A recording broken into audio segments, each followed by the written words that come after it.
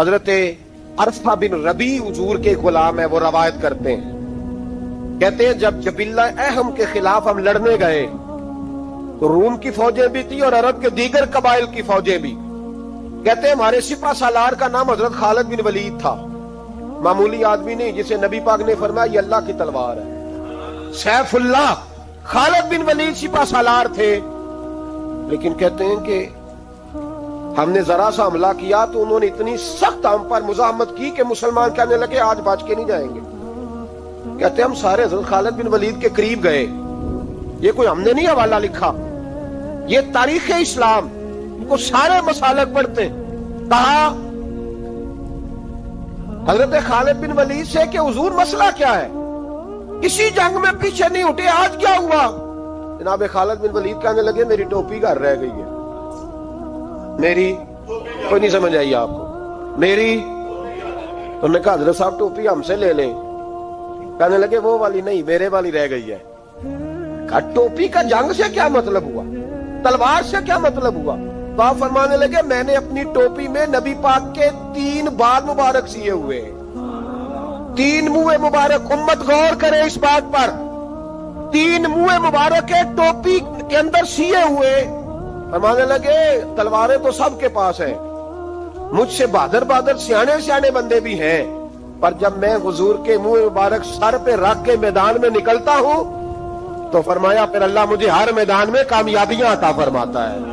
یہ نظریہ دیکھو، عقیدہ دیکھو، تبرک کی کوئی نہیں، برکت ہی کوئی نہیں. کہاں بیٹھ کے دین پڑھا ہے؟ یا ہمیں سمجھا لو یا پھر ہم سے ایک کام ضرور کرو بھائی، ایک طرف تو آؤ نا. حضرت خالد بن ولید کہنے لگے ٹوپی رہ گئی ہے. صحابہ دلیری دینے لگے کچھ نہیں ہوتا، قربان جائیں. حضرت ابو عبادہ بن جراح کہتا ہے میں مدینے میں سویا ہوا تھا تو نبی پاک مجھے خواب میں ملے.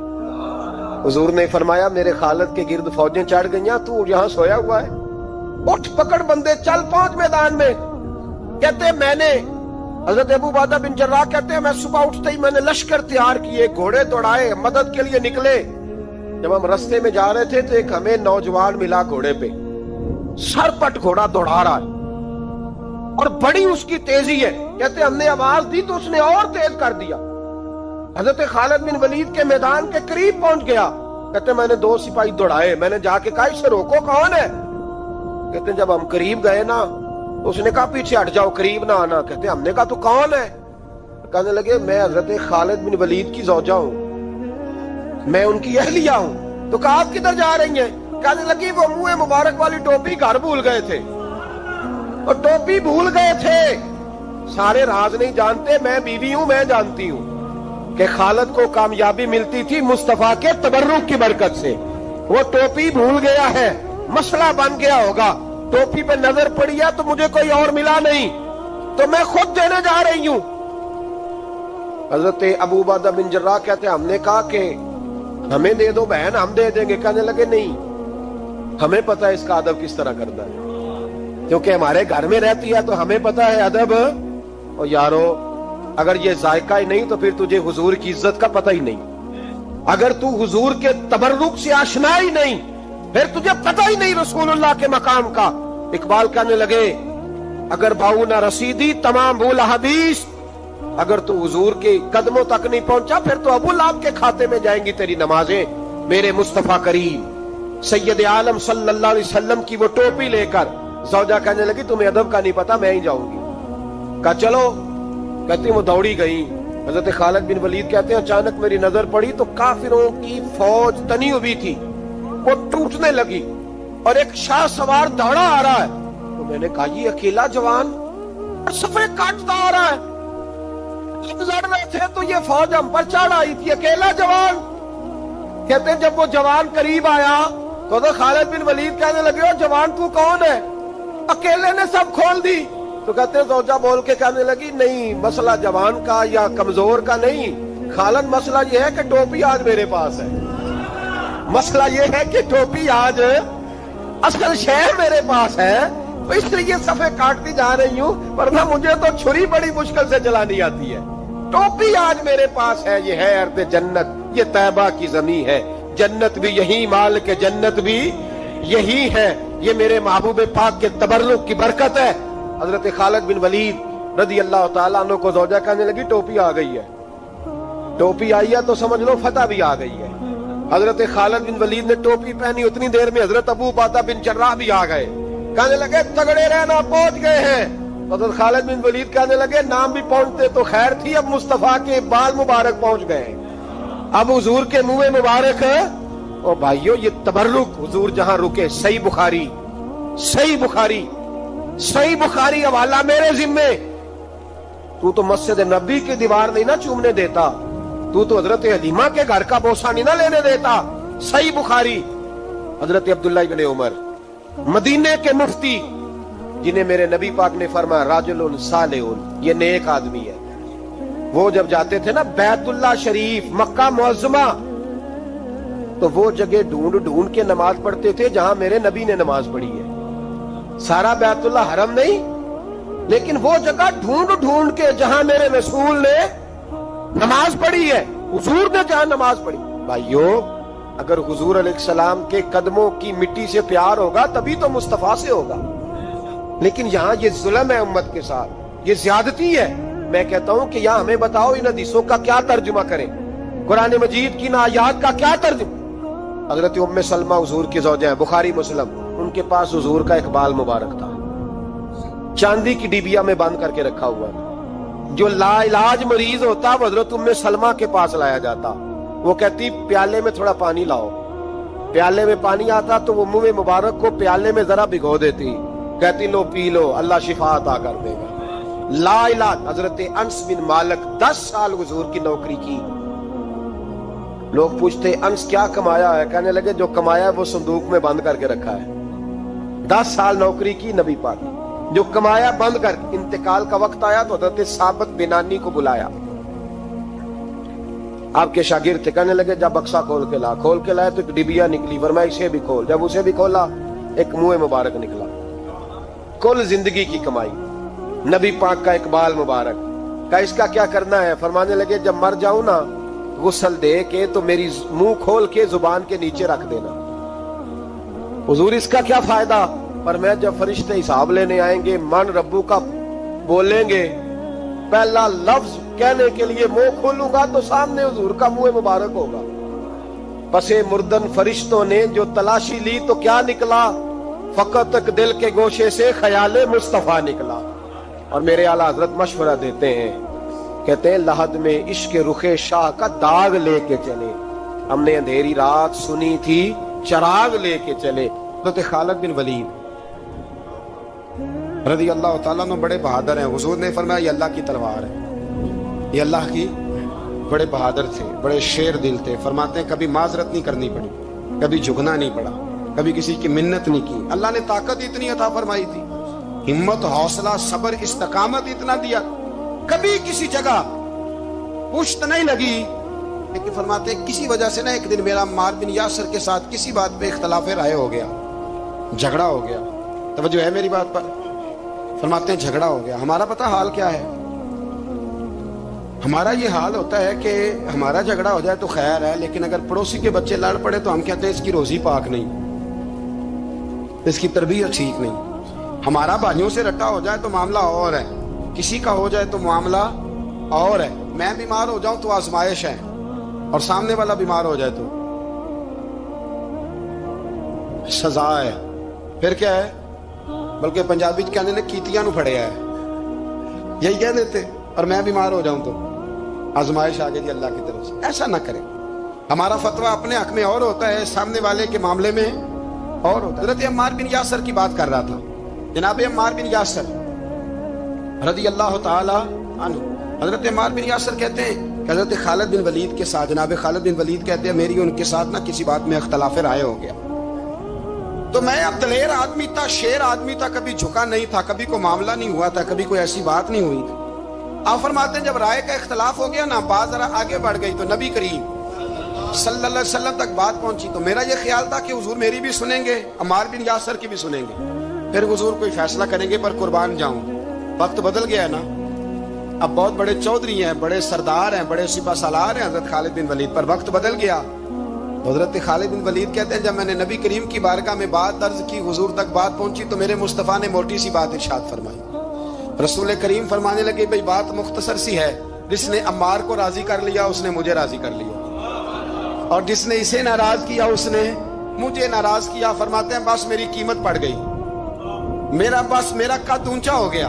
حضرت خالد بن ولید کہتے ہیں میں نے بھی کہا اب بات کیا کرنی ہے، اب تو گزارش ہی کرنی ہے، اب مدعا کیا سنانا ہے، اب تو بات کرنی ہے۔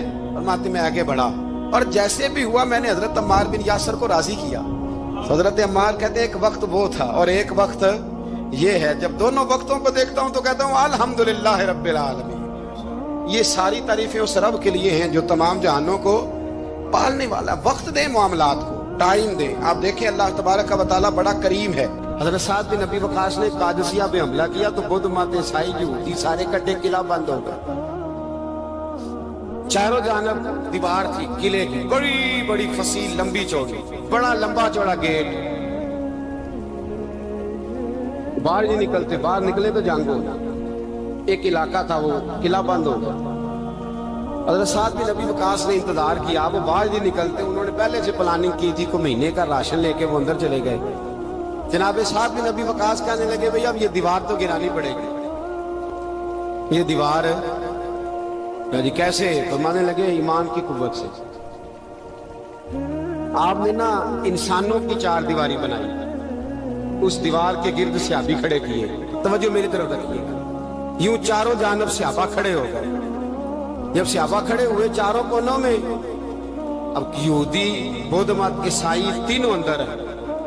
حضرت سعد بن ابی وقاص نے کہا چلو بھئی ایمان کی قوت سے بولو۔ صحابہ بولے لا الہ لا الہ، خودی کا سر نہا لا الہ الا، خودی کا تیغ فسا لا الہ الا، خودی کا تیغ فسا لا الہ، اگرچہ بت ہے جماعت کی آستینوں میں، مجھے ہے حکم ازاں لا الہ الا۔ وہ تین چار دفعہ کلمہ پڑھا تو دیواریں ہلنے لگی، کانپنے لگی۔ انہوں نے توڑے دروازے باہر آ گئے، کہنے لگے کیا ہوا؟ حضرت سعد بن ابی وقاص کہنے لگے کافرو بے ایمانو، ابھی تو ہم نے ایمان کا پہلا کلمہ بھی آدھا پڑھا ہے، ابھی تو ایمان کا پہلا کلمہ بھی لا الہ الا آدھا پڑھا ہے۔ اگر محمد رسول اللہ پڑھ لیتے تو تمہارا بچتا ہی کچھ نہیں، ابھی تو ایمان کا پہلا کلمہ بھی آدھا پڑا ہے اور تمہاری دیواروں میں دراڑیں پڑ گئی ہیں۔ اللہ کرے میری ملت ایمان کا کلمہ ہی ڈانٹ کے پڑھنے لگ جائے۔ اگرچہ بت ہیں جماعت کی آستینوں میں، پر مجھے حکم ازاں لا الہ، اور یہ دور اپنے ابراہیم کی تلاش میں، صنم کدا ہے جہاں لا الہ۔ بارہ پکڑو ان کو مارو۔ جس دن ابو جہل آیا ہے نا بدر میں، اس نے جاسوس بھیجا، محمد بن عینیہ تھے یا عروہ بن مسعود، دو مختلف نام کتابوں میں آتے ہیں۔ وہ جاسوس چیک کر کے گیا مسلمانوں کو واپس، ابو جہل سے کہنے لگا 313 312 بندے، کچھ بچے ہیں، کچھ بوڑھے ہیں، کچھ کمزور ہیں۔ ابو جہل بڑا کھل کھلا کے ایسا کہنے لگا ان کو نا پشتوں پہ باندھ لو، گھوڑوں کی پشتوں پہ، جنگ کیا کرنی ہے، تلواریں ان کے پاس کوئی نہیں، لڑ یہ نہیں سکتے، باندھ لو، لے چلتے ہیں مکے، وہاں جا کے دیکھیں گے کیا کرنا۔ محمد بن عینیہ کہنے لگے ابو جہل ہوش کر، ہوش کر، تلواریں کوئی نہیں، سرہیں کوئی نہیں، پر میں ان کا ایمان دیکھ آیا، میں ان کا ایمان۔ فرمایا سب نے جھولیاں اٹھائی ہو رہی ہیں، کہہ رہے ہیں یا اللہ ہمیں واپس نہ بھیجنا، ہم تیرے نبی کے قدموں پہ قربان ہونے آئے۔ ان کا ایمان میں حضرت خالد بن ولید نے حملہ کیا ملک شام پہ، حملہ کیا، یہودی باہر نہیں نکلتے، باہر نکلے ان کا بہت بڑا لیڈر مذاکرات کرنے آیا تو ہاتھ میں زہر کی پڑیا ہے۔ فرمایا یہ کیا ہے؟ مذاکرات کرنے آیا تو یہ کیا؟ کہنے لگا زہر۔ کیا مطلب؟ کہنے لگا اگر مذاکرات ناکام ہوئے تو زہر کھا کے مر جاؤں گا، مسلمانوں کو کبھی اقتدار نہیں دوں گا۔ تو آپ فرمانے لگے زہر بھی تب بھی اثر کرے گا نا جب میرا اللہ چاہے گا۔ کس کی قوت؟ ایمان کی۔ کس کی قوت؟ زہر کب اثر کرے گا؟ جب اللہ۔ تو کہنے لگا یہ بڑا زہریلا زہر ہے ہمارے علاقے کا، یہ تو کسی کے ناک میں ذرا ہوا سے چلا جائے تو بندہ مر جاتا ہے۔ آپ فرمانے لگے بندہ تب بھی مرتا ہے جب اللہ مانے۔ اور جسے اللہ نہ مارے مر سکتا. وہ کہنے لگا کیسے ہو سکتا ہے؟ فرمایا لاؤ ادھر.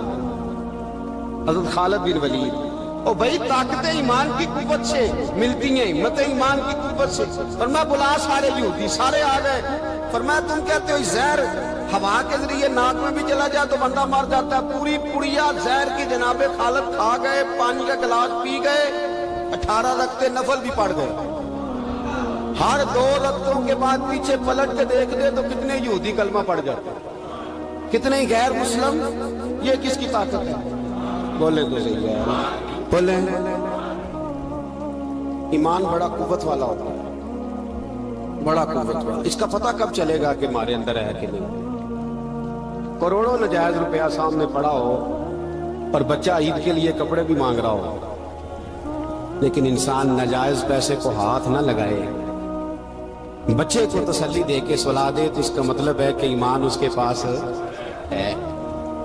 میرے نبی کریم صلی اللہ علیہ وسلم نے فرمایا فحاشا خوبصورت عورت، بری عورت، خوبصورت بھی ہو بری بھی ہو اور دعوت گناہ بھی دے، بچہ جوان بھی ہو خوبصورت بھی ہو خواہشات بھی ہو، اور پھر بھی وہ کہے انی اخاف اللہ، نہیں بھئی میں اللہ سے ڈرتا ہوں، تو اس کا مطلب ہے اس کے پاس ایمان ہے.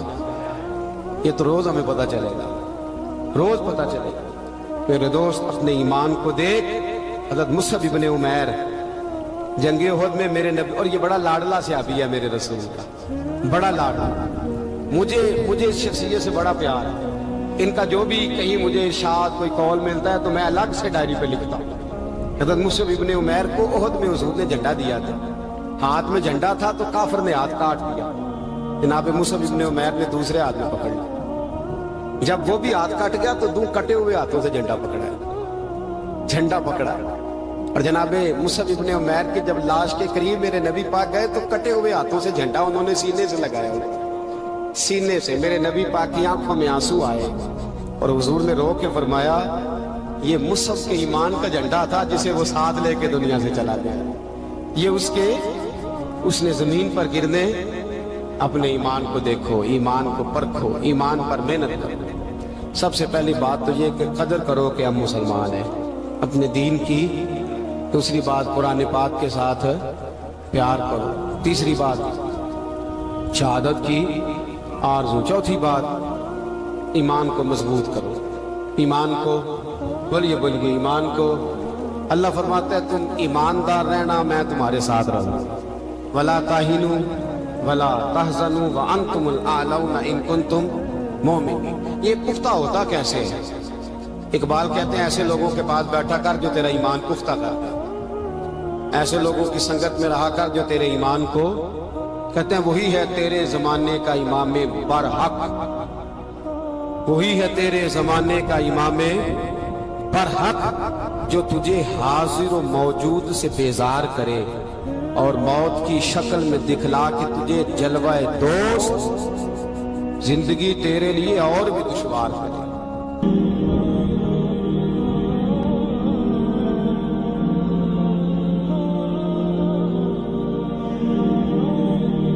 میرے رسول پاک علیہ الصلوۃ والسلام کے صحابہ کے قریب دنیا داری آ سکی نہیں آئی. حضرت ابو بکر صدیق نے پانی مانگا تو لوگوں نے دودھ دیا، فرمایا پیچھے کرو. ابو بکر نے نعمتیں چھوڑ دیے. اب ابو بکر وہ والا کام کرتا ہے جو رسول پاک نے کیا ہے. فرمایا نہ دودھ شاید پیش نہ کرو، جو مانگتا ہوں بس وہ دو. حضرت ابو بکر صدیق نے بڑے مالدار تھے. حضرت عمر فاروق رضی اللہ تعالیٰ عنہ کے پاس صحابہ کرام جمع ہو کے آئے. کون سا ایسا شخص ہے جس کی تنخواہ میں اضافہ ہو جائے؟ تو لوگ کہتے ہیں نہیں مجھے نہیں چاہیے. پر ہم نے وہ لوگ دیکھے ہیں، حاجی صادق صاحب کو مسجد والوں نے کہا 1000 روپیہ تنخواہ بڑھانی ہے تو حاجی صاحب کہنے لگے میرا بڑا سونا گزارا ہوتا ہے، مینوں نہیں بڑے نے. حضرت سیدنا عمر فاروق رضی اللہ عنہ صحابہ کٹھے ہو کے گئے. کہنے لگے عمر حضور کے زمانے میں بظاہر غربت رہی، جناب صدیق اکبر کے زمانے میں غربت، اب تو بڑی ریل پیل ہے، بحرین سے لاکھوں کا مال آتا ہے، آپ کو بڑے بڑے سفیر ملنے آتے ہیں، پر آپ وہی پرانا کرتا اور وہی تامت جو کئی جگہ سے سی آپ نے کئی جگہ سے پھٹی. اور حضرت عمر ایک دن عید کی نماز پڑھانے گئے تھے تو ننگے پیر ہی چلے گئے. لوگوں نے کہا جوتا، فرمایا ٹوٹ گیا تھا یار، پہننے کے قابل نہیں تھا. فرمایا ننگے پیر آ گئے اور لوگ کیا کہیں گے؟ فرمایا چھوڑو، عمر کے پاؤں ننگے ہیں لیکن عمر کے کردار میں تو کوئی شک نہیں نا. پیر ہی ننگے ہیں نا, کیا ہوا؟ چھوڑو اس بات. کوئی پیار نہیں دنیا داری سے, دولت سے, کوئی چکر ہی نہیں. حضرت سیدنا عمر فاروق رضی اللہ تعالیٰ عنہ کو صحابہ نے اکٹھے ہو کے کہا, یہ ہے امت کے بیدار ہونے کے طریقے جو عرض کر رہا ہوں. کہا جناب آپ اب بڑا مال غنیمت ہے اور جس طرح ہر صحابی کا حصہ ہے آپ کا بھی حصہ ہے, تو ایک نیا کرتا ہی ڈال لیں آپ خرید کے. اب جب مشورہ ہو گیا صحابہ میں تو کہنے لگے عمر سے بات کون کرے گا؟ نیا کرتا پہننے کی عمر سے بات کس کو برا لگتا ہے جی؟ نیا کرتا کون بات کرے گا؟ حضرت سیدنا علی المرتضیٰ کا انتخاب ہوا. کہنے لگے مولا علی کی بڑی عزت کرتے ہیں, ان سے بڑا پیار کرتے ہیں, ان سے بات کرتے. تو حضرت علی کو بلایا گیا, عرض کی حضور مہربانی فرمائیں. حضرت عمر سے کہے نئے کرتے کے لیے. آپ فرمانے لگے عمر میری بڑی قدر کرتا ہے, بڑی بات سنتا ہے, پر یہ والا کام نہیں میں عمر سے کہہ سکتا, یہ کسی اور سے کہو. تو کہنے لگے آپ رہنمائی کر دیں کس کو کہیں. تو جناب علی المرتضیٰ فرمانے لگے اگر حضرت عائشہ صدیقہ سے کہو گے تو عمر فوراً مان جائے گا, وہ مومنوں کی ماں ہیں. صحابہ حضرت عائشہ کے پاس, اماں جی عمر کو بلائیں, ان کو کہیں بڑے بڑے سفیر آئے ہوتے ہیں, وہی پرانے کپڑے پہن کے بیٹھ جاتے ہیں. اللہ اکبر. حضرت عائشہ نے پیغام بھیجا, فرمایا عمر کو بلاؤ. عمر فاروق دوڑے ہوئے آئے, پردے کے پیچھے حضرت عائشہ کے پاس گھٹنوں کے بل, اماں جی دیر تو نہیں کر آیا میں آنے میں؟ حکم ہو. حضور کے گھر سے پیغام آیا, بڑے بڑے سفیروں کو چھوڑ کے بھاگے. حضرت عائشہ صدیقہ کہنے لگی عمر دیکھو جائز پیسے ہوں تو اسلام اچھے لباس سے منع نہیں کرتا, اب بڑا بڑا مال آیا ہے, اب تیرا بھی حصہ ہے, تو صحابہ کرام کی خواہش ہے کہ نیا کرتا پہن لو. بڑے بڑے سفیر آتے ہیں, حرج بھی کوئی نہیں, جائز بھی ہے, کو منع نہیں. حضرت عمر نے گردن جھکا, جی اماں جی, جی اماں جی, جی اماں جی. حضرت عائشہ کہتی ہیں بات ختم ہوئی, عمر نے گردن اٹھائی تو عمر کی داڑھی آنسوؤں سے بھری ہوئی. کہتی ہے مجھے کہنے لگے اماں جی میں تو صرف مسجد میں دیکھا کرتا تھا, آپ تو مصطفیٰ کو دن رات دیکھتی تھی, جس طرح کے کرتے آمنہ کے لال نے پہنے ہیں مجھے بھی پہنا دو, میں تیار ہوں, میں پہن لوں گا, میں تیار ہوں, پر جس طرح کے میرے نبی نے پہنے. حضرت عائشہ کہتی ہے میں پھوٹ کے روئی, میرا پلو آنسوؤں سے بھر گیا. فرماتی ہیں میں عمر کی بات سنتی گئی تو میرا پلو آنسوؤں سے, میں نے کہا عمر تو جا, تو ٹھیک ہے. فرماتی ہے عمر فاروق سلام کر کے اٹھے, امیر المومنین چلے گئے. اس کونے میں صحابہ چھپے ہوئے تھے, وہ آئے. کہا اماں جی کیا بات ہوئی؟ تو میں پھر رو پڑی. میں نے کہا کیا بتاؤں, تمہیں پرانے کرتے نظر آتے ہیں, اسے محمد عربی کے جلوے نظر آتے ہیں, اسے رسول اللہ کا رنگ نظر آتا ہے, اسے وہ غلامی نظر آتی ہے. عمر کو دنیا سے پیار, اور دنیا سے پیار نہیں تھا, دعا پتہ کیا تھی؟ یوں جھولی اٹھا کے اللہ مرزقنا شہادتن فی سبیلک وجعل موت فی بلد حبیبک. اللہ عمر کو بسترے والی موت نہ دینا, موت شہادت کی دینا, اور میں میدان میں جا کے نہیں مرنا چاہتا, مجھے رسول اللہ کے شہر میں موت چاہیے, باہر جا کے نہیں, یہی میدان لگے مدینے میں, یہی موت آئے, اسباب بنا. میں مدینہ بھی نہیں چھوڑنا چاہتا. او بھائی ان لوگوں کو نہیں پیار تھا. جناب صدیق اکبر کا وصال ہوا تو زہر کے اثر سے, وہ جو آپ کو زہر لگا تھا, بعض مفسرین نے لکھا ہے کبھی کبھی وہ جو سانپ نے ڈسا تھا تو کبھی کبھی اس کا اثر آتا تھا, بس اللہ نے شہادت دینی تھی کبھی کبھی, ورنہ تو بڑی شفائیں تھیں. حضرت عمر شہید, حضرت عثمان, جناب علی, امام حسن, امام حسین, علی اکبر, علی اصغر, حضرت عباس, حضرت سعد بن معاذ, حضرت امیر حمزہ, مصعب بن عمیر. میرے محبوب نے تو لسٹ بنائی شہیدوں کی, لسٹ بنائی شہیدوں کی. شہادت سے پیار کیا رسول اللہ صلی اللہ علیہ وسلم کے غلاموں نے, پیار کیا شہادت سے. اسی لیے تو کافر اٹھ نہیں سکا کہ شہادت سے حضرت سعد بن معاذ رضی اللہ تعالیٰ عنہ کو زخم لگ گیا, جنگ سے زندہ آ گئے لیکن زخم ہے, رو کے کہنے لگے محبوبہ سارے شہید ہو گئے, میں ایسے ہی رہ گیا. हुजूर ने फरमाया नहीं, रब तुझे भी शहादत की मौत ही अता फरमाएगा। उसी जख्म में पर्दा हो गया।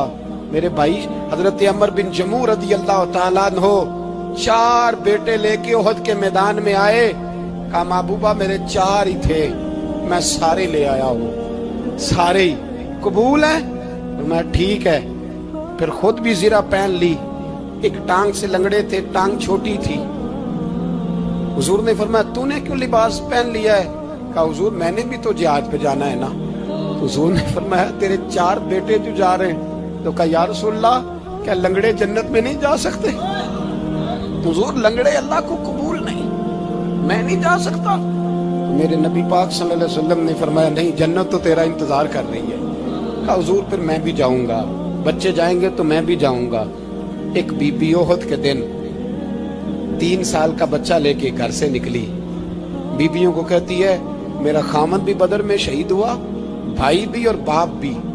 आज हुजूर ने फिर बुलाया है। दिल करता था कोई जवान बेटा होता तो मैं पेश करती, पर अब मेरे पास ये 3 साल का ही है। बच्चा लिया मदीने में, मस्जिद नबवी में। हजरत बिलाल से कहने लगी 2 मिनट हुजूर का दीदार चाहिए।